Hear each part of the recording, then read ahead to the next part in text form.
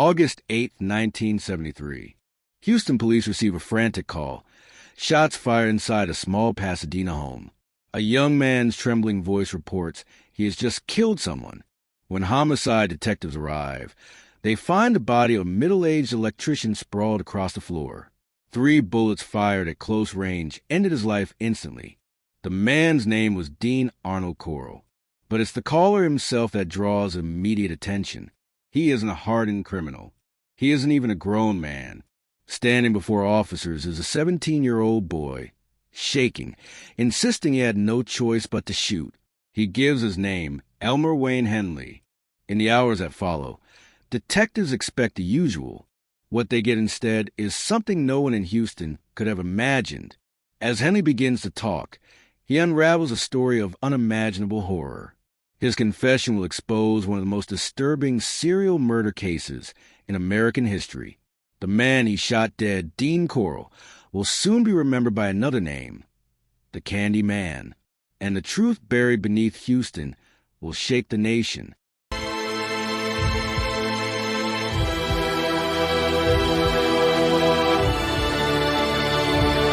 Welcome back to Prison Stories. Who was Dean Corll, and how did a teenager's confession reveal one of the strangest and most chilling murder sprees the country has ever seen? At the police station, 17-year-old Elmer Wayne Henley sat across from detectives, his hands trembling as he tried to explain what had just happened. On the surface, it seemed simple enough. He had shot a man named Dean Corll. He insisted it was self-defense, that Corll had threatened his life and the lives of his friends. But as Henley spoke, his story began to shift. There was something darker beneath his words, something far bigger than a single shooting. He hinted at secrets inside Corll's world, things involving other boys, things too disturbing to put into clear sentences just yet. The detectives leaned in, realizing this wasn't going to be a straightforward homicide case. Whatever Henley was holding back, it had the potential to open the door to one of the most shocking investigations they would ever face. Who exactly was Dean Corll, and what were the horrifying secrets Wayne Henley was hinting at? To most people in Houston, Corll was an ordinary man. He had worked in his family's candy factory, earning him the nickname the Candyman among neighborhood kids. He seemed friendly, approachable, the kind of person no one would ever suspect of anything sinister.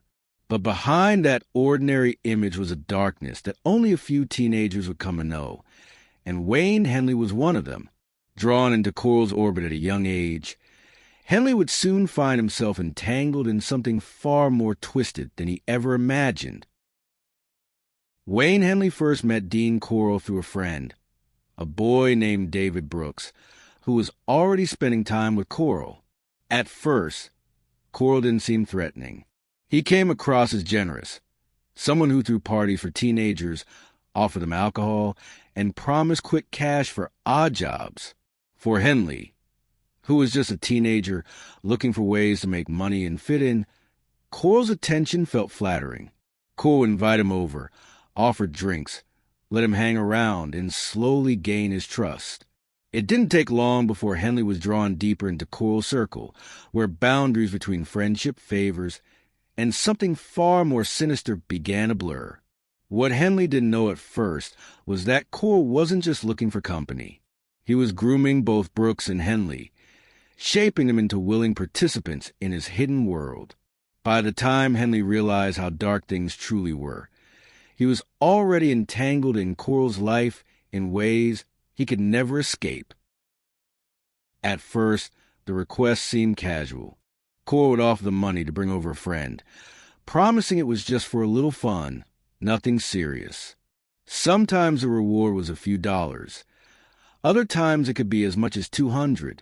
For teenagers with no steady income, that kind of money was hard to refuse. Brooks, already deeply tied to Corll, was the first to carry out these requests. He introduced younger boys, convincing them it was all harmless. When Henley joined in, the cycle grew stronger. He, too, started approaching kids he knew, classmates, neighbors, even friends, and steering them toward Corll's house. What the boys told themselves was just helping out was, in reality, the start of something monstrous. Because once these teenagers crossed Corll's doorstep, they never came back. Once inside his home, the trap was set. Corll kept what became known as the torture board, a plywood slab with handcuffs and restraints drilled into it. The boys were tied down, abused, and murdered. The process was chillingly methodical. And the most disturbing part? Many of these victims weren't strangers at all.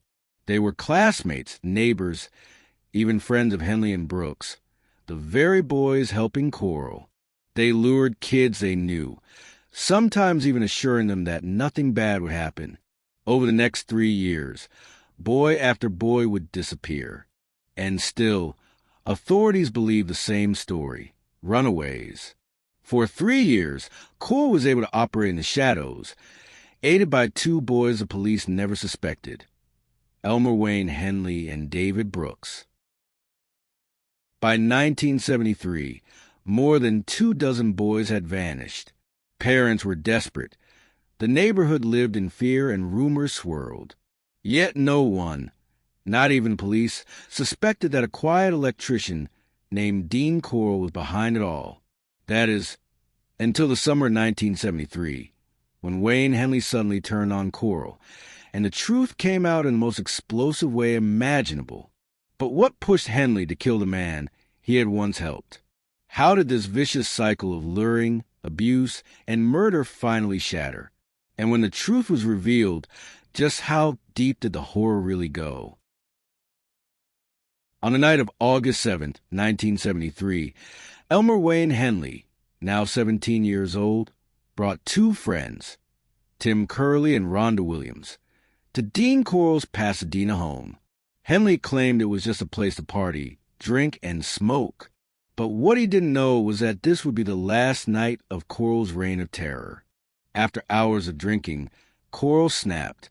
He pulled a pistol, furious that Henley had brought a girl into his house. Corll tied up all 3 teenagers, announcing that he was going to kill them. Henley, who had once been Corll's loyal accomplice, began to panic. As Corll focused on Rhonda, Henley pleaded for his own life, saying he'd help kill her and Tim if Corll just let him go. Corll untied Henley and gave him a knife, expecting him to prove his loyalty. But something shifted inside Henley. Instead of joining in, he lunged for Corll's pistol. For the first time, the power dynamic was reversed. In the tense silence, Henley pulled the trigger. The first shot tore through Corll's forehead. He staggered, wounded but still alive.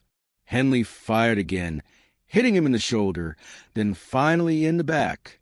Dean Corll collapsed to the floor, dead. The man who had terrorized Houston for 3 years was finally stopped by his own teenage accomplice. Once Henley confessed, the investigation moved at lightning speed. He led officers to a rented boathouse in southwest Houston, where the first shallow graves were uncovered. Detectives dug through the sandy soil with shovels and their bare hands. What they pulled up left even hardened officers shaken. The remains of teenage boys began to emerge one after another.